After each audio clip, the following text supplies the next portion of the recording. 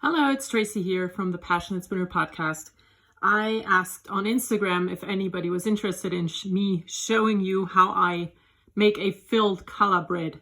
So the response was 100% yes. So thank you for that.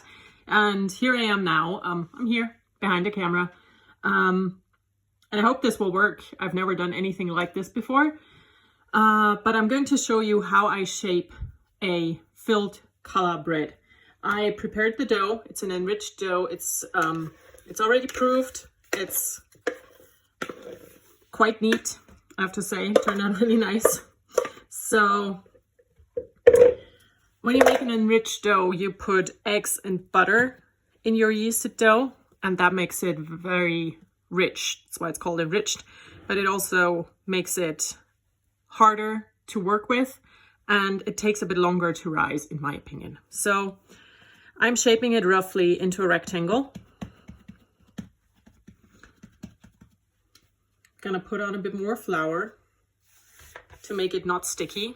And then we're just going to roll it out. If you want to roll out a rectangle, you just always go from the middle to the outside corners, and it will become a rectangle-ish shape. Doesn't have to be perfect. No one's gonna see that afterwards. But yeah, when you do it like this, it's going to be a rectangle.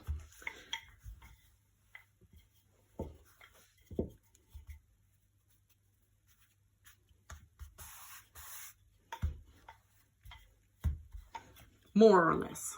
But I'm going to say that's a good rectangle.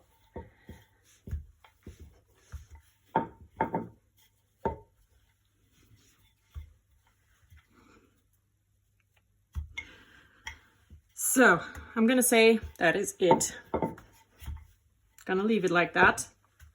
It's good enough that way. I'm going to put all the ingredients that I used into the description box or on my Instagram somehow. So I made a filling. This is made with ground hazelnuts, vanilla, lemon juice, sugar, and liquid cream and some cocoa. I'm gonna just pop it on.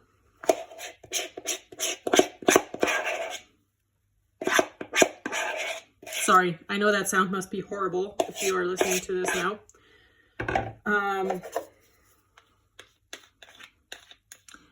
And I'm going to get a scraper thingy, a spatula, that's the word.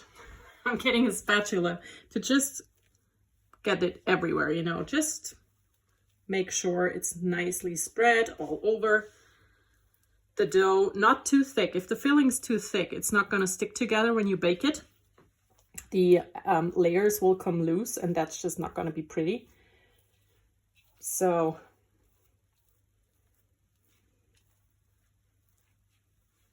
and again, this does not have to be perfect. No one's going to be able to see this afterwards. And just, you know, spread it across.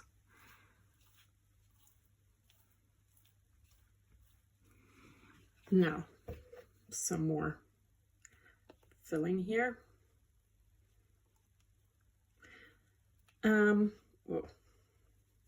Now, we are already halfway done. This is a super easy and super fast way of doing things. Now, the only thing you have to do is roll it up.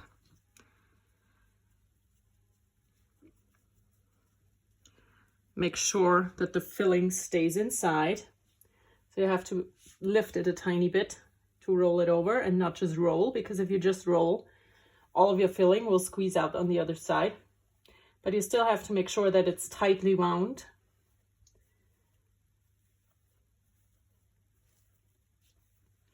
Just roll the whole thing up. And then that is it. It's rolled. I'm gonna turn it this way.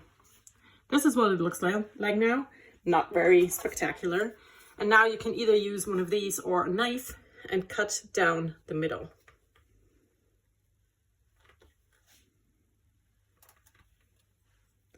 leave it attached to itself for a tiny bit at the top.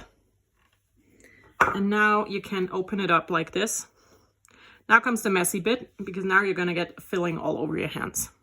And you just, you know, kind of do it like this. Roll them around. If you don't want the filling to show, or you use a different kind of filling, you can just leave that twisty bit out. But yeah. Now the last thing I'm going to do is I'm going to open it up at the top and twist it so it's nice and neat on both ends. Tuck the ends under, and that is it. That's how I shape and fill a filled challah bread. I hope you found it useful. If not, I'm sorry, but that's what I do, and it always seems to work. So you can use, for the filling, I, in this case, like I said, used ground nuts with cocoa and some stuff to make it tastier. You could also use just coconut with a bit of cream, you know, do the exact same thing. But instead of using ground hazelnuts, you could use coconut and no cocoa in that case. You could use Nutella. You could use strawberry jam or any other jam you have at hand. You can use a glass of cherries and thicken it with cornstarch and put that in. You could also use quark, if you can get it where you live, and mix in an egg and some lemon zest and sugar and make that the filling. So you have all the possibilities with this. It's super easy, it's very quick, and it's always tasty. So I hope you have a wonderful time. Enjoy your baking, and until next time, bye.